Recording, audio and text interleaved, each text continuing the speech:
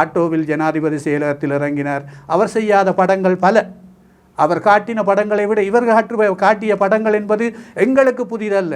தமிழர்களிடத்தில் அப்படிப்பட்ட ஒரு வலையமைப்பையும் ஒரு அடிப்படையான கட்டமைப்பையும் கட்டி எழுப்புவதற்கு எவ்வளவு காலமாகும்? அதை யார் செய்ய போகிறார்கள்? ஜனநாயக தேசிய கூட்டமைப்பால் அது முடியுமா? ஏனென்றால் ஏற்கனவே இருந்த பொது கட்டமைப்பை பொறுத்தவரையில் அவர்கள் உண்மையிலேயே பலம் பொருந்திய ஒரு கட்டமைப்பாக இருக்கவில்லை.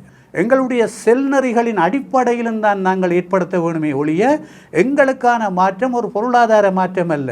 சமூகம் நேயர்களுக்கு வணக்கம். பொது தேர்தலை எதிர்நோக்கி இருக்கின்ற இலங்கையின் சமகால அரசியல் குறித்து கலந்துரையாடுவதற்காக இன்று எங்களுடைய கலையகத்திற்கு வருகை தந்திருக்கின்றார் ஜனநாயக தமிழ் தேசிய கூட்டமைப்பிலே அங்கம் வகிக்கக்கூடிய டெலோ கட்சியின் யாழ் மாவட்ட அமைப்பாளரும் முன்னாள் வடமாகாண சபை உறுப்பினருமாகிய சபா குகதாஸ் அவர்கள். வணக்கம். வணக்கம் மாரூரன். தற்போது ஜனாதிபதி தேர்தல் நிறைவடைந்து பொது தேர்தலை இலங்கை எதிர்நோக்கி இருக்கிறது. இதில் தமிழ் தேசிய கட்சிகள் கடந்த ஜனாதிபதி தேர்தலில் ஒரு பொது கட்டமைப்பாக பெரும்பாலான தமிழ் தேசிய கட்சிகள் பொது கட்டமைப்பின் கீழே இணைந்து அந்த தமிழ் பொது வேட்பாளரை முன்னிறுத்தி ஜனாதிபதி தேர்தலை சந்தித்திருந்தன. தற்பொழுது இந்த பொது தேர்தலில் இப்பொழுது பொது கட்டமைப்பு ஒரு முடிவை எடுத்திருக்கின்றது, தேர்தலில் நேரடியாக பங்கெடுப்பதில்லை என்று. இந்த நிலையில் ஜனநாயக தமிழ் தேசிய கூட்டமைப்பிலே அங்கம் வகிக்கின்ற அந்த கட்சிகள் புறம்பாக ஒரு முடிவை எடுத்திருக்கின்றன. பொது வேட்பாளர் பயன்படுத்திய அதே சின்னத்தில் தாங்கள் இந்த தேர்தலை சந்திப்பது என்று. ஆகவே இதில் பொது கட்டமைப்பினுடைய பங்கு ஏன் இல்லாமல் போனது? இது எப்படி இந்த தேர்தலிலே தமிழ் மக்களிடையே பலத்த செல்வாக்கை செலுத்தப் போகிறது அல்லவா? அருமையான கேள்வி. இந்த கடந்த ஜனாதிபதி தேர்தலில் உருவாக்கப்பட்ட இந்த பொது கட்டமைப்பும் அரசியல் கட்சிகளும் இணைந்த அந்த கூட்டு சங்க சின்னத்தில் போட்டியிட்டு வடகிழக்கு ரீதியாக 2,26,000 வாக்குகளை பெற்றிருக்கின்றது. அதே தேர்தல் முடிவுகளுக்கு பின்னால் இந்த பாராளுமன்ற தேர்தல் அறிவிக்கப்பட்டதன் பிறகு, அதாவது பொது கட்டமைப்புகளும் இந்த கட்டமைப்பில் இருக்கிற அரசியல் கட்சிகளும் ஒரு சந்திப்பை மேற்கொண்டதன் அடிப்படையில் அவர்கள் சமூக அமைப்புகள் சார்ந்து இருக்கின்ற அந்த பொது கட்டமைப்பு அங்கத்தவர்கள் அரசியல் கட்சி தலைவர்களிடம் நேரடியாக சொன்ன விடயம், நாங்கள் இந்த பாராளுமன்ற தேர்தலில் நேரடியாக பங்கெடுக்கப் போவதில்லை. அதே நேரம் இந்த பயன்படுத்தப்பட்ட இந்த சின்னத்தை பொருத்தமாக இருந்தால் நீங்கள் பயன்படுத்தி கொள்ளலாம். அதன் அடிப்படையில் தான் இந்த தீர்மானம் எடுக்கப்பட்டது, சங்க சின்னத்தை பயன்படுத்துவதென்று. அதே நேரம் பொது கட்டமைப்பில் இருக்கின்ற தரப்புகள் இன்னொரு கோரிக்கையை வைத்திருந்தார்கள். தாங்கள் ஒரு பொது நபரை தருகிற போது நீங்களும் அவரை ஒரு வேட்பாளராக சிபார்சு செய்யக்கூடியதாக இருக்க வேண்டும் என்று. அதன் அடிப்படையில் அரசியல் கட்சிகள் ஒத்துழைப்பு கொடுப்பதாக சொன்னதன் அடிப்படையில் தான் ஜனாதிபதி தேர்தலில் ஒத்துழைத்த 7 கட்சிகளுக்கும் 7 ஆசனங்கள் யாழ்ப்பாண தேர்தல் மாவட்டத்தில் கொடுப்பதாகவும், அதே நேரம் இந்த சமூக அமைப்புகள் ரீதியாக பிரேரிக்கப்படுபவர் ஒருவரையும் உள்வாங்கி இன்னொரு பெண் வேட்பாளரை மேலதிகமாக எடுப்பதாகவும் தான் தீர்மானிக்கப்பட்டது. அந்த தீர்மானம் எடுக்கப்பட்டதன் 2 நாட்கள் கழிந்து இந்த பொது கட்டமைப்பில் இருக்கின்ற சமூக அமைப்பில் இருக்கிற சில பிரதிநிதிகள் திருகோணமலைக்கு சென்றதன் பிற்பாடு அவர்கள் தன்னிச்சையாக ஒரு ஊடக அறிக்கையை ஏனைய அரசியல் கட்சிகளிடம் கலந்தாலோசிக்காமல் விட்டிருந்தார்கள். இந்த சங்கு சின்னத்தை பாவிப்பதை அதாவது கவனத்தில் கொள்ள வேண்டும், அதாவது அதை பாவிக்கக்கூடாது என்றும் அவர்கள் முற்றுமுழுதாக சொல்லவில்லை, அதனை யோசித்து செயற்பட வேண்டும் என்ற வகையில் அவர்கள் அறிவித்தல் விட்டிருந்தார்கள். உண்மையிலேயே இந்த அறிவித்தல் ஏனைய தரப்புகளுடன் அவர்கள் உரையாடியதன் பிற்பாடு வெளிப்படுத்தப்பட்டிருந்தால் அது ஒரு ஜனநாயக ரீதியான ஆரோக்கியமான ஒரு பார்வையாக இருந்திருக்கும். துரதிர்ஷ்டவசமாக அவர்கள் அரசியல் கட்சிகளுடன் கதைக்காமல் அப்படி ஒரு விஷயத்தை அறிவித்தது இன்னொரு நிகழ்ச்சி நிரல், அதாவது பி பிளான் ஒன்று அவர்களிடம் அல்லது அவர்களை தாங்கி இருக்கிற தரப்புகளின் மேலாதிக்கத்தில் இருக்கிறதா என்ற சந்தேகங்கள் அங்கு வலுப்பெற்றிருக்கிறது. அவர்களுடைய அறிவிப்பின் பிரகாரம் திருவாளர் விக்னேஸ்வரன் ஐயா அவர்களும் ஆங்கர்நேசன் அவர்களும் அந்த கூட்டிலிருந்து வெளியேறி தாங்களாக சென்றிருக்கிறார்கள். இவ்வாறான நிலைமையில்தான் தற்போது 6 கட்சிகள் உள்ளடங்கலான ஒரு கட்டமைப்பு இந்த ஜனநாயக தமிழ் தேசிய கூட்டணி என்ற வரையறைக்குள் சங்கு சின்னத்தை தேர்தல் ஆணையாளருக்கு அறிவித்து அதன் மூலம் தேர்தல் ஆணையாளர் சங்கு சின்னத்தை ஜனநாயக தமிழ் தேசிய கூட்டணிக்கு பரிந்துரை செய்திருக்கிறார். இதுதான் இங்கே இருக்கின்ற முக்கியமான விடயம். ஆனால் இந்த பொதுக்கட்டமைப்பு என்பது ஒரு வலிமையான அமைப்பாக பார்க்கப்பட்டது. இந்த ஜனாதிபதி தேர்தலின் போது பொது வேட்பாளர் என்பவரும் ஒரு தமிழ் மக்களினுடைய ஏக பிரதிநிதியாக அடையாளப்படுத்தப்பட்டிருந்தார். உண்மையில் வடக்கு கிழக்கு மாகாணத்தில் வெற்றி பெற தவறினாலும் அது ஒரு ஆரம்பமாக ஒரு கணிசமான அளவு வாக்குகளை அவர் பெற்றிருந்தார். ஆகையினால் இந்த பொதுக்கட்டமைப்பு இந்த பொது தேர்தலிலிருந்து விலகியமை நிச்சயமாக ஒரு பலவீனமாகத்தானே இருக்கும். ஏன் பொதுக்கட்டமைப்பு விலகியதை நீங்கள் எப்படி பார்க்கின்றீர்கள்? அவர்கள் ஏன் இணைந்து செயற்பட முன்வரவில்லை? பொதுக்கட்டமைப்பை பொறுத்தவரையில் அவர்கள் உண்மையிலேயே பலம் பொருந்திய ஒரு கட்டமைப்பாக இருக்கவில்லை. அது ஜனாதிபதி தேர்தலிலும் கூட அவர்கள் ஒரு பலவீனமான நிலையில் தான் இருந்திருந்தார்கள். பல்வேறு விமர்சனங்கள் இருந்தாலும் நாங்கள் ஒரு பொது நிலைப்பாட்டை எடுத்திருக்கிறோம் என்ற வகையில் தான் எல்லோரையும் ஒத்துழைத்து சேர்த்து பயணிக்க வேண்டும் என்ற நிலைப்பாட்டில் பயணித்திருந்தோம். ஏனென்றால் அந்த பொது கட்டமைப்பு அதாவது சிவில் சமூகம் சார்ந்த கட்டமைப்பு அரசியல் கட்சிகளுடைய பல கோரிக்கைகளை ஆரம்பத்தில் சரியான முறையில் கருத்தில் கொள்ளவில்லை. உதாரணமாக நிதி பிரச்சனை என்பது ஒரு பாரிய பிரச்சனையாக வரும் என்ற வகையில் அவர்கள் பலர் கூறிய போதும் அவர்கள் அதை கருத்தில் கொள்ளாமல் இருந்திருந்தார்கள். இறுதியில் நிதி இல்லாமல் தான் இந்த பொது வேட்பாளருக்கான பாரிய பிரசாரம் முடங்கி போனது. ஆனால் அந்த எடுக்கப்பட்ட பிரசாரங்களுக்கு கூட நிதி எடுப்பதற்கு இறுதியாக நான் சார்ந்திருக்கின்ற கட்சியினுடைய தலைவர் தான் சில வெளிநாட்டு அமைப்புகளிடம் கோரிக்கை வைத்து கட்டாயம் நீங்கள் நிதி கொடுப்பதன் மூலம்தான் நாங்கள் ஒரு கணிசமான வெற்றியை பெற முடியும் என்ற வகையில் அதன் ரீதியாக கிடைக்கப்பட்ட நிதிதான் இவ்வளவுக்கு நாங்கள் மக்கள் மத்தியில் அந்த விடயத்தை கொண்டு சென்று வாக்கெடுக்கக்கூடியதாக இருந்தது. ஆகவே அந்த பலவீனங்களை அடிப்படையாக கொண்டு இந்த நேரத்தில் அவர்கள் ஆரம்பத்தில் ஒரு முடிவை சொல்லி இறுதியில் முடிவுகளை மாற்றி கொண்டது நான் நினைக்கிறேன் அவர்களுக்குள் வேறு ஏதோ பின்னணிகள் தற்போது ஊடுருவி இருக்கிறது என்ற சந்தேகம்தான் வலுவாக இருக்கிறது. இப்பொழுது முடிந்திருக்கின்ற ஜனாதிபதி தேர்தலில் பேசப்படுகின்ற ஒரு விடயமாக இருப்பது இந்த தேசிய மக்கள் சக்தியினுடைய எழுச்சி, அவர்களினுடைய அந்த கட்டமைப்பு, வலை அமைப்பு, நெட்வொர்க் என்று சொல்வார்கள், அந்த விடயங்கள் மிக பலமானதாக இருந்தமைதான் அவர்களுடைய வெற்றிக்கு வழிவகுத்திருக்கிறது என்கின்ற ஒரு விடயம் இருக்கிறது. தமிழர்கள் தரப்பிலே இந்த பொதுக்கட்டமைப்பை அப்படித்தான் மக்கள் பார்த்தார்கள். ஆனால் பொதுக்கட்டமைப்பும் வழக்கம் போல காலத்துக்கு காலம் உருவாக்கப்படுகின்ற கட்டமைப்புகள் போலவே இப்பொழுது ஒரு நடுக்கத்தை சந்தித்திருக்கின்றது. ஆகவே தமிழர்களிடத்தில் அப்படிப்பட்ட ஒரு வலையமைப்பையும் ஒரு அடிப்படையான கட்டமைப்பையும் கட்டி எழுப்புவதற்கு எவ்வளவு காலமாகும்? அதை யார் செய்ய போகிறார்கள்? ஜனநாயக தேசிய கூட்டமைப்பால் அது முடியுமா? ஏனென்றால் ஏற்கனவே இருந்த தமிழ் தேசிய கூட்டமைப்பு, அதாவது தமிழரசு கட்சி இருந்த போது இருந்த தமிழ் தேசிய கூட்டமைப்பினால் கூட அது முடியாமல் போய்விட்டது. ஆகையால் இப்போ இந்த கட்டமைப்பு தமிழர்களிடையான ஒற்றுமையை பேணுவதற்கான அந்த கட்டமைப்பு எப்பொழுது சாத்தியப்படும்? உண்மை, தமிழர் தரப்பில் ஒரு பலவீனமான சூழல் இருக்கிறது என்பதை நாங்கள் ஒத்துக்கொண்டாக வேண்டும்.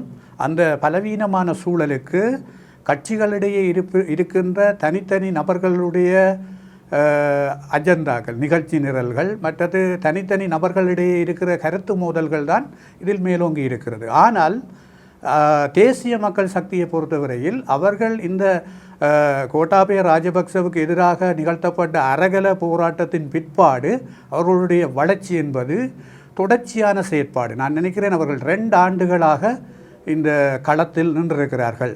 தொடர்ச்சியாக களத்தில் நின்று மக்களுக்கான பிரசாரங்கள், மக்களுக்கான முன்னெடுப்புகள் என்பதை அவர்கள் மிக தெளிவாக முன்னகர்த்தியதன் விளைவை அவர்கள் 2 ஆண்டுகளின் பின்பாக நடந்த இந்த ஜனாதிபதி தேர்தலில் அறுவடை செய்திருக்கிறார்கள். உண்மையிலேயே அது சிங்கள மக்களினுடைய பெரும்பான்மை ஆதரவை பெறாவிட்டாலும், விகிதாசார ரீதியாக 50% பெற்றுக்கொள்ளாவிட்டாலும், அந்த 3 தரப்பாக உடைந்ததன் விளைவு அவர்கள் அந்த அறுவடையை தங்கள் பக்கம் பெற்றுக்கொள்வதற்கு 42% வாக்குகளின் மூலமாக ஜனாதிபதி ஆசனத்தில் அமர்வதற்கு வாய்ப்பாக இருந்தது.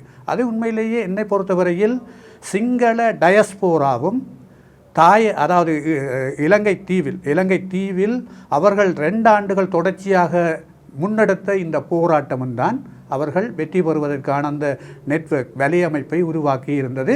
அதை நீங்கள் குறிப்பிட்டது போல சிவில் சமூக கட்டமைப்பில் பல தரப்புகளும் குறிப்பாக புத்திஜீவிகள், பல்கலைக்கழகங்கள் தென்னிலங்கையில் இருக்கிற அத்தனை பல்கலைக்கழகங்களில் இருக்கிற புத்திஜீவிகளும் களத்தில் இறங்கி வேலை செய்திருக்கிறார்கள் என்பதை நாங்கள் காணக்கூடியதாக இருந்திருக்கிறது. ஆரம்பத்தில் அல்ல, அவருடைய வெற்றியின் பின்னால் பல விளைவுகள் வெளிவந்திருக்கிறது.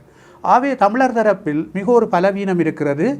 இது நான் நினைக்கிறேன், இந்த பொது வேட்பாளர் விடயம் கூட தேர்தலில் ஆரம்பிக்கப்படுகிற ஒரு குறிக்கப்பட்ட நாட்களுக்கு முதல் தான் இந்த விடயமும் முன்னெடுக்கப்பட்டது. ஆகவே ஒரு நீண்ட நாட்களுக்கு நீங்கள் குறிப்பிட்டது போல எதிர்காலத்தில் ஜனநாயக தமிழ் தேசிய கூட்டணியில் இருக்கிற அத்தனை கட்சிகளும் ஒன்றிணைந்து ஒரு பாரிய முன்னகர்வை கட்டி வழக்குமாக இருந்தால் நான் நினைக்கிறேன் இந்த தேர்தலில் அப்படியான மாற்றங்கள் கிடைப்பதற்கு வாய்ப்புகள் இல்லை.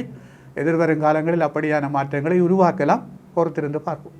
பொதுக்கட்டமைப்பையும் இப்படித்தான் நம்பினார்கள். பொதுக்கட்டமைப்பு நீண்ட தூரம் பயணிக்கக்கூடிய ஒரு விடயமாக இருக்கும் என்றுதான் மக்கள் எதிர்பார்த்தார்கள். ஆனால் பொதுக்கட்டமைப்பில் இருந்திருக்கக்கூடிய நீங்கள் கூறியது போன்ற என்பிபியினுடைய அந்த வளர்ச்சியிலே புத்திஜீவிகளுக்கு ஒரு மிகப்பெரிய ஒரு பங்கு இருந்தது. பொதுக்கட்டமைப்பில் இருந்த புத்திஜீவிகளினுடைய வகிபாகம் இதில் எவ்வளவு தூரம் செல்வாக்கு செலுத்தி இருக்கின்றது?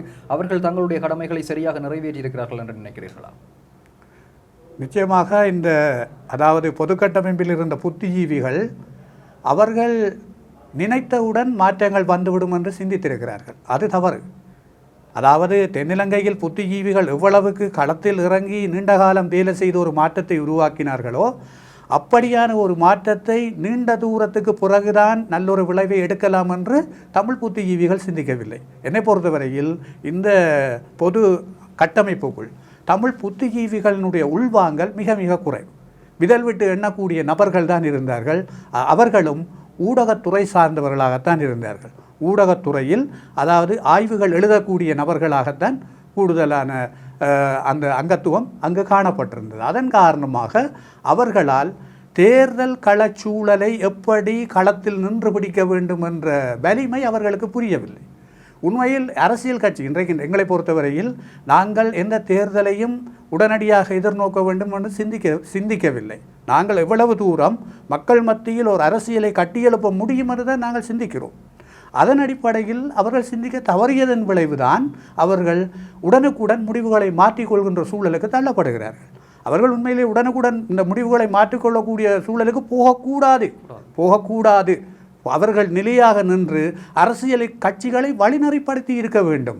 ஆகவே இந்த சூழலில் இன்றைக்கு தென்னிலங்கையில் ஏற்பட்ட மாற்றத்தை இங்கு சரியான வழிநடத்தலில் கொண்டு போகக்கூடிய வகையில் இந்த புத்திஜீவிகள் கையாள தவறிவிட்டார்கள். அதை நாங்கள் பகிரங்கமாக குற்றம் சாட்ட வேண்டும். அது அரசியல் கட்சிகளில் தவறுகள் பிழைகள் இருந்தாலும் அவர்களை ஒன்றிணைச்சு பயணிக்கக்கூடிய பலம் அந்த சிவில் சமூக அமைப்பிடம் இருந்திருக்கிறது. அதை அவர்கள் பயன்படுத்த தவறிவிட்டார்கள்.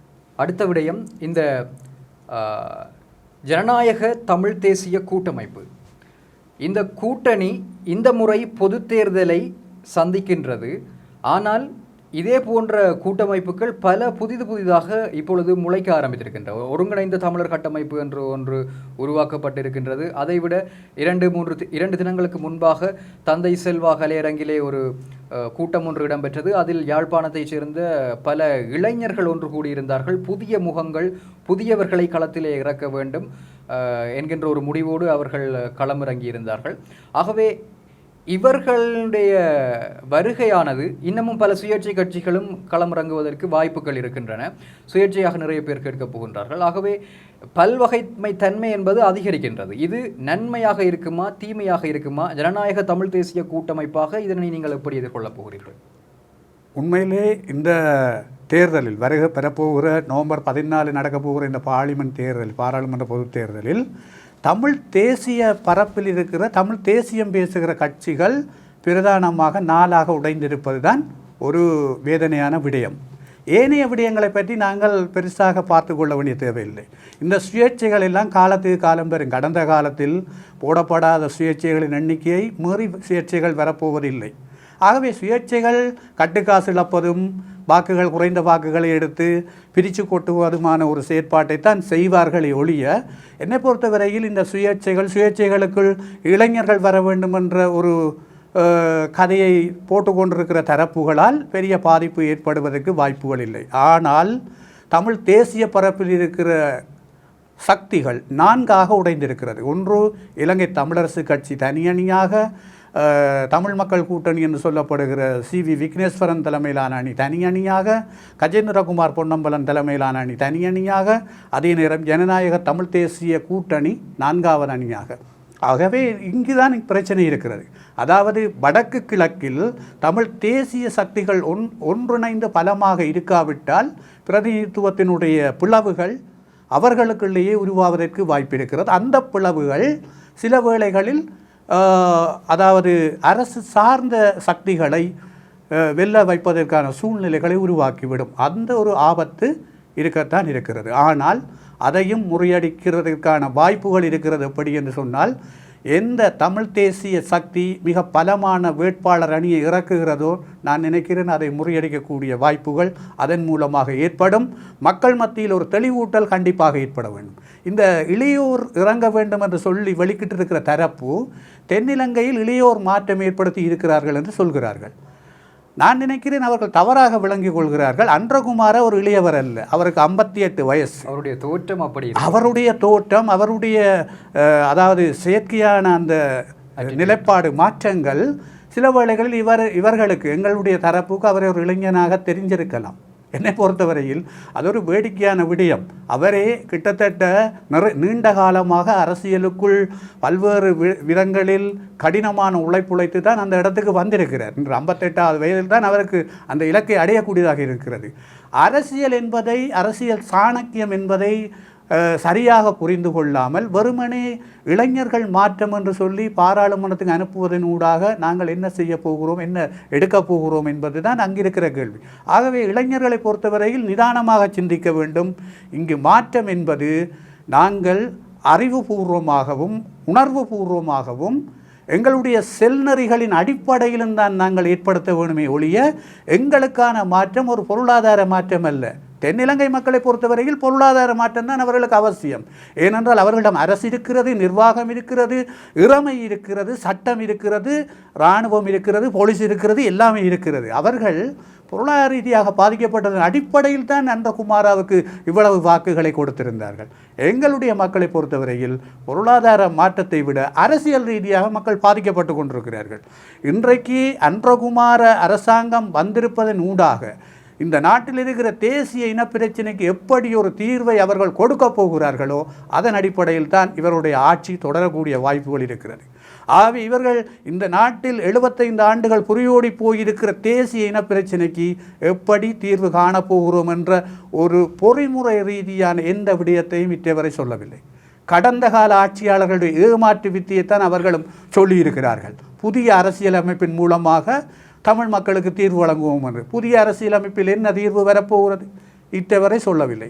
சமஷ்டியை தரப்போகிறார்களா, அல்லது ஒற்றையாட்சிக்குள் தான் தீர்வு கொடுக்க போகிறார்களா, அல்லது தமிழர்கள் இங்கு இல்லை, இலங்கை தீவு என்ற ஒரு நாட்டில் இல்லை, ஒரு சமம் என்று சொல்ல போகிறார்களா? இதுதான் இங்கு இருக்கிற கேள்வி. ஆகவே எங்களுடைய மக்களும் எங்களுடைய இளைஞர்களும் தெளிவாக சிந்திக்க வேணும். நாங்கள் எங்களுடைய விடுதலைக்காக கொடுத்த விலை என்பதை இந்த உலகத்தில் யாரும் மதிப்பிட முடியாது. அப்படியான விலையை கொடுத்திருக்கிறோம். நிதானமாக சிந்திக்க வேணும். தென்னிலங்கையில் ஏற்பட்ட மாற்றம் அன்றகுமார மட்டும் செய்யவில்லை. கோட்டாபய ராஜபக்ச வந்தும் ஆட்டோவில் ஜனாதிபதி செயலகத்தில் இறங்கினார். அவர் செய்யாத படங்கள் பல.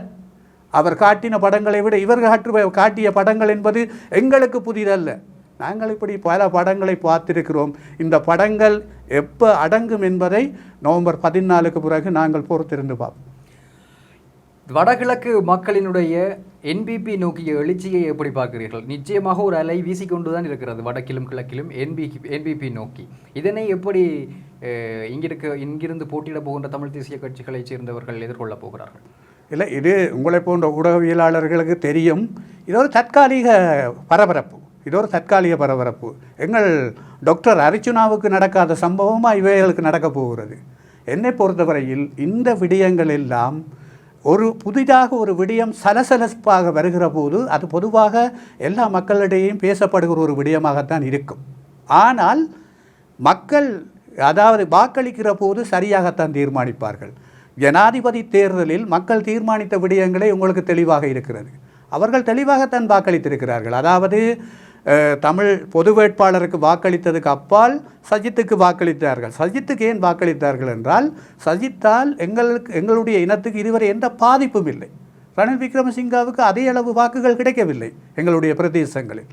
ஆகவே இந்த விடயங்களை நாங்கள் யோசிக்கிற போது என்பிபிக்குரிய இந்த பரபரப்பு என்பது அது ஒரு புதிதாக வருகிற போது அப்படி ஒரு கண்டிப்பாக பரபரப்பு இருக்கும். நாங்கள் இப்படியெல்லாம் பரபரப்பாக பேசுகிறார்கள், இளைஞர்கள் எல்லாம் கொண்டே வாக்குகளை ஏவிபிக்கு கொட்டி விடுவார்கள் என்ற ஒரு அளவும் நாங்கள் சிந்திக்கக்கூடாது. அது தவறு. அவர்களுக்கு உள்ளூர தெரியும் அவர்கள் எங்களுடைய இனத்துக்கு என்ன செய்தவை, என்ன செய்து முடித்தவை என்பது.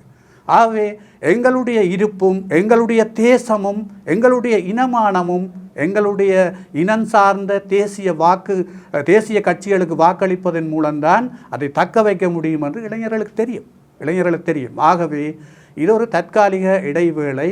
இது பரபரப்பாக பேசுகிற போது இன்று சமூக வலைத்தளங்களில் இருக்கிற வியாபாரிகள் இதை இன்னும் மெருகூட்டுகிற விடயங்களாகத்தான் இருக்கிறது.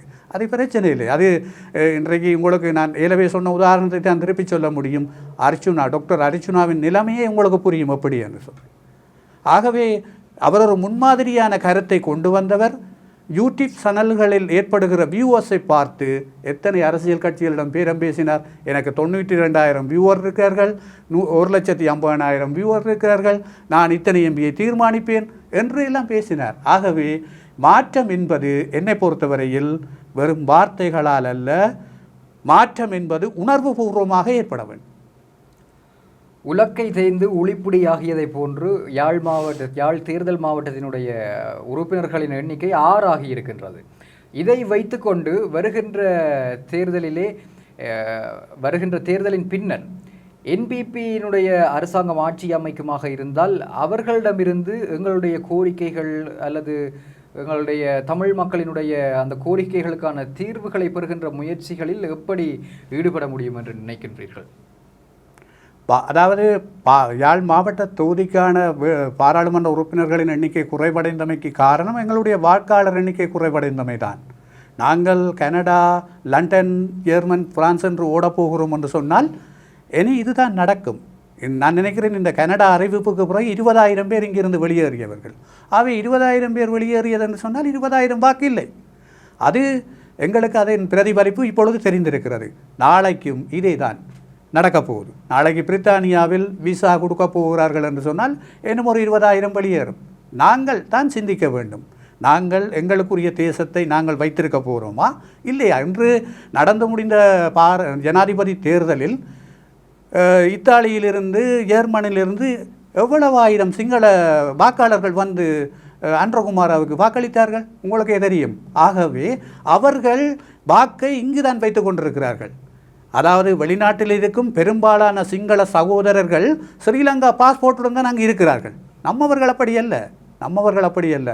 அங்கத்தைய பாஸ்போர்ட்டில் தான் இன்று பலர் இருக்கிறார்கள். இரட்டை பிரஜா உரிமை எடுப்பதற்கு பலர் பின்னடிக்கிறார்கள். இரட்டை பிரஜா உரிமை எடுத்தால் கூட இங்கு வந்து வாக்களிக்கலாம். இரட்டை பிரஜா உரிமை எடுத்தவர்கள் கூட இங்கு வந்து வாக்களிக்கிறார்கள் என்றால் அது கேள்வியாக தான் இருக்கிறது.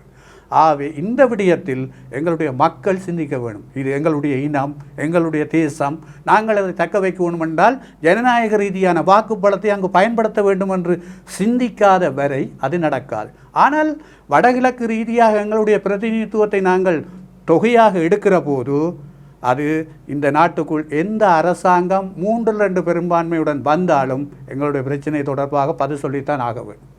உதாரணமாக கோட்டாபய ராஜபக்ச அவர்கள் 67 லட்சம் வாக்குகளால் ஜனாதிபதியானார். 3/2 பெரும்பான்மையை பார்லிமெண்டில் வைத்திருந்தார். அசைக்க முடியாது, இனி 20 ஆண்டுகளுக்கு அவர் தான் இருக்கப் போகிறார் என்று சொன்னார். அத்தனை பேருக்கு முன்னால் 2 ஆண்டுகளுக்கும் சர்வதேசம் ஓட ஓட ஓட விரட்டினது. இது யார் செய்தது? இது சர்வதேசம். அதே நிலைமை இன்று படம் காட்டுகிற தரப்புக்கும் நாளைக்கு நடக்காமல் விடும். அப்படி என்றால் எங்களுடைய பிரச்சனை தீர்க்கப்படுமாயிருந்தால், தமிழ் மக்களுக்கு ஒரு கணிசமான அவர்களுடைய சுயமரியாதை ஏற்றி அவர்களுக்கு ஒரு நியாயம் வழங்கப்படுமாக இருந்தால் இவர்கள் ஆட்சி கதிரையில் பாதுகாக்கப்படுவார்கள். இல்லை, இவர்கள் அதே பிரச்சனையை தொடர்ந்து காட்ட முயற்சிக்கிறார்கள், இராணுவத்தை வைத்துத்தான் இந்த நாட்டை அடக்கப் போகிறார்கள் என்றால் அவர்களுக்கும் அதே பதில் காத்திருக்கிறது. வடகிழக்கு மாகாணங்களிலே களமிறக்கப்படவிருக்கின்ற தேசிய மக்கள் சக்தியினுடைய வேட்பாளர்கள் குறித்து உங்களுடைய அபிப்பிராயம் என்ன? அவர்கள் மிக கச்சிதமாக வேட்பாளர்களை களத்திலே இறக்குவதற்கு காத்திருக்கிறார்கள் என்று அறிய முடிகிறது.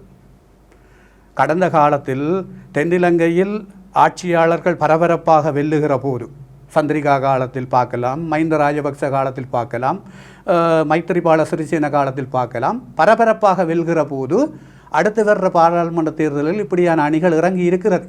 ஆனால் அவர்கள் எல்லாம் அடுத்த கணமே வீட்டை சென்றிருக்கிறார்கள். ஒருவர் கூட்டி அள்ளி போகிற சம்பவங்கள் சில வேளைகளில் சிலருக்கு வாய்த்திருக்கிறது. ஆனால் சுயேட்சைகளுக்கு அப்படி கிடைக்கவே இல்லை இதுவரை. ஆகவே இது நான் ஏலவே சொன்னது போல ஒரு பரபரப்பு. இந்த பரபரப்பை தாண்டி நான் நினைக்கிறேன் அவ்வளவுக்கு மோசமாக நடக்கிறதுக்கான வாய்ப்புகள் இல்லை. ஏனென்றால் நான் சொன்னது போல தமிழ் தேசிய கட்சிகளுடைய பிரசார பரபரப்பில் தான் இந்த மாற்றங்கள் இருக்கிறது. தமிழ் தேசிய கட்சிகள் பலமான அணிகளை இறக்கி ஒரு பிரசாரத்தை செய்யுமாக இருந்தால் நிச்சயமாக இவர்கள் யாரை பலமான சக்தியாக இறக்கினாலும் அவர்களால் பெருமளவு வெற்றியை எதிர்பார்க்க முடியாது. சில வேளைகளில் யாழ்ப்பாணத்தில் ஒரு ஆசனங்களை தட்டி தவறி பெற்றுக்கொள்ளக்கூடியதற்கான வாய்ப்புகள் வரும். ஏனென்றால் இந்த வாக்குகள் சிதைவடைகிற போது, வாக்குகள் சிதறுகிற போது அப்படியான வாய்ப்புகள் வரும். ஆனால் என்னை பொறுத்தவரையில் அந்த இடத்துக்கு கூட நாங்கள் விடக்கூடாது. தமிழ் மக்கள் அப்படி சிந்திக்கக்கூடாது. மாற்றம் என்பது நாங்கள் பலமாக இருக்கும் வரையும் மாற்றம் வரும். யாரும் தவறாக எண்ணக்கூடாது. ஏவிபி இடம் நாங்கள் வாக்களித்து பிரதிநிதித்துவத்தை உருவாக்கினால் மாற்றம் பெறும் என்று நினைத்தால் அது உங்களுடைய அறியாமை. ஆகவே மக்களுக்கு நான் சொல்லக்கூடியது, எங்களுடைய தரப்பை நீங்கள் பலமாக வைத்திருக்கின்ற போதுதான் பேரப்பலத்தை நாங்கள் வைத்திருக்க முடியும், எங்களுக்கான பிரச்சனையை தீர்க்க முடியும். ஆகவே தென்னிலங்கை மாற்றம் அது தென்னிலங்கை மக்களுக்கு, வடக்கு கிழக்கு மாற்றம் வடகிழக்கு மக்களுக்கு என்பதை நீங்கள் மறந்துவிடக் கூடாது. ஆகவே தென்னிலங்கை மாற்றத்தை எங்களுக்கு சரியான மாற்றமாக கொண்டு வர வேண்டுமென்றால் வடகிழக்கில் திரட்சியான ஒரு வாக்கு தமிழ் மக்கள் பிரதிநிதிகளிடம் இருக்க வேண்டும். இலங்கை தமிழரசு கட்சி உங்களை அழைத்திருக்கின்றது. நீங்கள் இலங்கை தமிழரசு கட்சி தான் எங்களோடு வந்து இணைய வேண்டும் என்று கூறியிருக்கின்றீர்கள். இந்த கட்சி, இந்த இரண்டு தரப்பும் இணைந்து செயற்படுவதற்கான ஏதாவது வாய்ப்புகள் இருக்கின்றனவா? இங்கே யார் பின்னடித்துக் கொண்டிருக்கின்றார்கள்? இலங்கை தமிழரசு கட்சி கடந்த உள்ளூராட்சி மன்ற தேர்தல் அறிவிக்கப்பட்டவுடன் தாங்களாகத்தான் தனித்து தேர்தலிடப் போகிறோம். உங்கள் ஊடகங்களில் பலர் வந்து கணக்கு காட்டினார்கள். அப்படி நின்றால் இத்தனை ஆசனம் பெறும், இப்படி நின்றால் அத்தனை ஆசனம் பெறும் என்று கணக்கு தெரியாதவர்களுக்கெல்லாம் கடந்த தேர்தலில் சில எம்பிமார் கணக்கு படிப்பித்த மாதிரி நாடாளுமன்ற தேர்தல் ஜனாதிபதி தேர்தலில் கணக்கு படிப்பித்த மாதிரி முஸ்லீம் எம்பிமார் சிலர் இவர்களும் கணக்கு படிப்பித்தார்கள். ஆகவே இவர்களுடைய கணக்கு எப்படி முடிந்தது என்பது எல்லோருக்கும் தெரியும். இன்றைக்கு தேசியம் பேசி தாங்கள் தந்தை செல்வாவின் பின்னால் வழியில் வந்தவர்கள் என்று சொல்லி இன்றைக்கு அவர்களே பார்பொமிட் வியாபாரம் செய்திருப்பதை நீங்கள் சரியான முறையில் மக்களுக்கு இந்த தரப்பு வந்திருக்கிற தரப்பு அறிவித்திருப்பதை எல்லோரும் அறிந்திருக்கிறார்கள். ஆகவே தேசியம் பேசி விடுதலை போராட்டத்தில் தங்களுடைய உயிர்களையும் இரத்தங்களையும் தியாகம் செய்த மாவீரர்களின் பெயர்களை சொல்லி பாராளுமன்றத்தில் கதைத்துவிட்டு பார்பொமிட் நீங்கள் வாங்கியிருக்கிறீர்களா? நீங்கள் எப்படியான மனிதர்? நாளைக்கு எங்களுடைய இனத்தை எந்தளவு கேவலமான நிலைக்கு விற்கக்கூடிய தரப்பாக இவர்கள் இருக்கிறார்கள். ஆகவே ஒரு தேர்தல் சுயநலனுக்காக வெளியேறி ஒதுங்கி நின்று தனித்து கேட்க போகிறோம் என்று விட்டு இன்று அவர்களுக்கு தெரியும் தங்களுடைய வாக்கு வங்கி விழுந்து விட்டது, தங்களுக்குரிய அவமரியாதைகள் தமிழ் சமூகத்தில் எப்படி இருக்கிறது என்று தெரிந்து எல்லோரையும் கூட்டி அள்ளி தாங்களை மீண்டும் அரியணையில் ஏற வேண்டும் என்ற நோக்கத்தில் தான் வாருங்கள் என்று அழைத்திருக்கிறார்கள். வெக்கம் இல்லையா? 2 ஆண்டுகள் கழிந்த பிறகு வாருங்கள் என்று கேட்பதற்கு யார் கலைத்தது, யார் வெளியேறியது? கூட்டமைப்பில் டெலோ பிளட் என்று சொல்லப்படுகிற 2 கட்சிகள் இருக்கிற போது நீங்கள் வெளியேறியிருந்தால் யார் வெளியேறியது, யார் வெளியேற்றப்பட்டது? இந்த கேள்வியை மக்கள் புரிந்து கொள்ள வேண்டும். ஆகவே இந்த இலங்கை தமிழரசு கட்சியினுடைய ஏமாற்று அரசியலை யாரும் நம்பக்கூடாது. மக்களுக்கு தெளிவாக தெரியும். நான் சொல்ல ஒன்றும் இல்லை, அங்கு இருப்பவர்கள் லீடர்கள் அல்ல, தலைவர்கள் அல்ல, அதாவது டீலர்கள் தான் அங்கே இருக்கிறார்கள், டீல் பேசுகிற தலைவர்கள். கடந்த ஜனாதிபதி தேர்தல் முடிந்த ஜனாதிபதி தேர்தலில் 25 கோடி ரூபா வேண்டி யார் யாருக்கு பகிரப்பட்டது என்பது எல்லோருக்குமே தெரியும். உண்மையாக தேசத்தை விசுவாசிக்கிறவன், இனத்தை விசுவாசிக்கிறவன் என்று சொன்னால் 10 லட்சம் 15 லட்சம் ரூபாய்க்கு விலை போயிருக்க இயலாது. அந்த விலை போன தரப்புகள் தான் இப்பொழுது கூவிக்கொண்டு திரிகிறார்கள். என்னை பொறுத்தவரையில் நான் இறுதி யுத்த களத்தில் நின்று வந்தவன். என்னை போல பல பேர் இருக்கிறார்கள் இறுதி யுத்த களத்திலிருந்து. நாங்கள் போராட போனது காசுக்கு போராட போகவில்லை, எங்களுடைய உயிரை கொடுத்து இனத்தை காப்பாற்ற வேண்டும் போராடின ஆக்கள். இன்றைக்கு எத்தனையோ போராடி கால்கை இழந்தவன், எத்தனையோ மாவீரர்களை குடும்பத்தில் கொடுத்தவன் எல்லாம் சாப்பிட வழி இல்லாமல் பிச்சேந்துகின்ற கவலையுடன் கண்ணீரும் உடன் வாழ்ந்து கொண்டிருக்கிற இந்த சூழலில் நீங்கள் இனத்தை வச்சு அந்நிய சக்திகிட்ட, அதாவது தென்னிலங்கை அரசியல்வாதிகள்கிட்ட காசு வேண்டி பிழைப்பு நடத்துகிறீங்களன்னு சொன்னால் நீங்கள் யார்? இந்த முறை மக்கள் நிச்சயமாக பாடம் படிப்பிக்கணும். இப்படியான டீலர்களை அப்புறப்படுத்தணும். என்னை பொறுத்தவரையில் அதுக்குரிய பாடம் நிச்சயமாக கிடைக்கும். ஜனநாயக தமிழ் தேசிய கூட்டமைப்பு குத்து விளக்கை விட்டுவிட்டு ஏன் சங்கு சின்னத்தை தேர்ந்தெடுத்தது? குத்து விளக்கில் போட்டியிட்டு வெல்ல முடியாது என்கின்ற நம்பிக்கை இனமா? இல்லை, அது இப்பொழுது தவறாக அந்த கட்டமைப்பிலிருந்து வெளியேறியவர் சொல்லுகிற புது விளக்கம். ஆரம்பத்தில் CV விக்னேஸ்வரன் ஐயா மற்றும் ஐங்கரநேசன் பொது கட்டமைப்பில் இருக்கிற எல்லோரும் தாங்கள் குத்துவிளக்கு சின்னம் கொண்டு வந்தால் தாங்கள் நிற்க இயலாது என்று தான் தெரியப்படுத்தியதன் அடிப்படையில் தான் இந்த சங்கு சின்னம் மாற்றப்பட்டதை ஒழிய ஜனநாயக தமிழ் தேசிய கூட்டணி ஒரு காலமும் அந்த சின்னத்துக்கு பயந்ததில்லை. ஏனென்றால் கடந்த உள்ளூராட்சி மன்ற நொமினேஷன் குத்து விளக்கு தான் போடப்பட்டிருக்கிறது. தேர்தல் நடந்திருந்தால் குத்து விளக்கில் தான் நடந்திருக்கும். ஆகவே சின்னம் என்பதல்ல, எண்ணம் தான் முக்கியம். எங்களுடைய எண்ணம் தூயதாக இருந்தால், எங்களுடைய எண்ணம் தேசியம் சார்ந்ததாக இருந்தால் சின்னத்தை கண்டு பயப்பட வேண்டிய தேவையில்லை. எங்களை பொறுத்தவரையில் அவர்களுடைய விருப்பத்துக்கு அமைவாகத்தான் அந்த சின்னம் மாற்றப்பட்டதை ஒழிய பின்னர் அவர்கள் மனநிலை குழம்பி மாறியதன் அடிப்படையில் இப்பொழுதாக ஒரு விமர்சனம் சொல்லிக் கொண்டிருக்கிறார்கள். ஆகவே அதுதான் உண்மையானது. எங்களை பொறுத்தவரை சின்னம் முக்கியம் அல்ல. எதிர்வருகின்ற பொது தேர்தலில் தமிழ் தேசிய கட்சிகள் மிக பிரதானமாக 4 தரப்பாக இப்பொழுது களத்திலே நிற்கின்றன. இதேவேளை தென்னிலங்கையில் ஒரு மாபெரும் சக்தியாக உருவாகி கொண்டிருக்கின்றது தேசிய மக்கள் சக்தி. ஆகவே வடகிழக்கை பொறுத்தவரையில் எப்படி இந்த பொது தேர்தலில் மக்கள் தங்களுடைய பிரதிபலிப்பை வெளிக்காட்டப் போகின்றார்கள் என்பதனை பொறுத்திருந்து பார்க்க வேண்டும். இன்றைய தினம் எங்களுடைய கலையகத்தில் இந்த விவாதத்திலே இணைந்திருந்த டெலோ கட்சியினுடைய யாழ் மாவட்ட பொறுப்பாளர் மற்றும் முன்னாள் வடமாகாண சபை உறுப்பினர் திரு சபா குஹதாஸ் அவர்களுக்கு எங்களுடைய மனமார்ந்த நன்றிகள். நன்றி ஆரூரன். சமூகம் நேயர்கள் அனைவருக்கும் நன்றிகள். மற்றும் ஒரு நேர்காணலூடாக உங்களை சந்திக்கும் வரை உங்களிடமிருந்து விடைபெற்றுக் கொள்வது உமாசங்கர் ஆரூரன். தொடர்ந்தும் சமூகம் மீடியாவோடு இணைந்திருங்கள். இது போன்ற செய்திகளை தெரிந்து கொள்ள சமூகம் நியூஸ் சேனலை சப்ஸ்கிரைப் செய்து அருகில் உள்ள பெல் பட்டனை கிளிக் செய்யுங்கள். மேலும் இது போன்ற செய்திகளை உடனுக்குடன் தெரிந்து கொள்ள சமூகமீடியா.com என்ற இணையதளத்தின் வாயிலாகவும் எங்களுடன் இணைந்திருங்கள்.